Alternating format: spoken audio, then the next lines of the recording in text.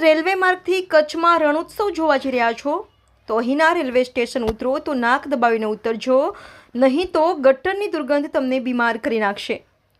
કચ્છના railway station પાસે ઉભરાતી ગટર સાંસદની આબરૂ લઈ રહી છે કે પછી પ્રધાનમંત્રી નરેન્દ્ર મોદીના કારણે સાંસદ તરીકે ચૂંટાતા વિનોદ ચાવડા નરેન્દ્ર મોદી છબીને ધૂંધલી કરવા જઈ રહ્યા છે? આ પ્રશ્ન એટલા માટે થાય છે કે મોટા ઉપાડે ભુજ રેલવે સ્ટેશન અને અહીંથી મળનારી સુવિધાથી મુસાફરોને કેવી સગવડો મળશે તેનો ઢોલ વગાડીને પ્રચાર કરવામાં આવ્યો હતો। 5 મહિનાથી ઉભરાતી ગટર રેલવે પ્રશાસનના અધિકારીઓ, કર્મચારીઓ અને અહીંથી અવર જવર કરનારા સેંકડો મુસાફરોને પરેશાન કરી રહી છે। રેલવેના અધિકારીઓએ અનેક વખત ભુજ પાલિકા પ્રમુખ, ચીફ ઓફિસર અને અંતે હારે થાકીને જિલ્લા કલેક્ટરને પણ લેખિતમાં રજૂઆત કરી, પરંતુ કોઈ જ ફાયદો તેમને થયો નથી।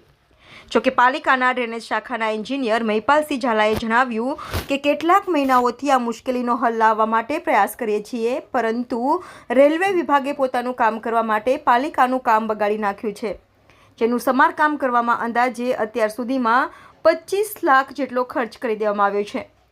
વાત જે હોય તે, ભલે બંને વિભાગો એકબીજાને ઉપરાધી ગટરના મુદ્દે ખો આપતા હોય, પરંતુ આમાં ભોગવવાનું તો રેલવે પાલિકા વિભાગને છે જ, પરંતુ અહીં આવતા જતા મુસાફરોને ભારે મુશ્કેલી વેઠવી પડી રહી છે, જેનો હલ લાવવા માટે પણ બંને વિભાગે સાથે મળીને કામગીરી કરવી જોઈએ તેવી માંગણી પણ બુલંદ બની છે।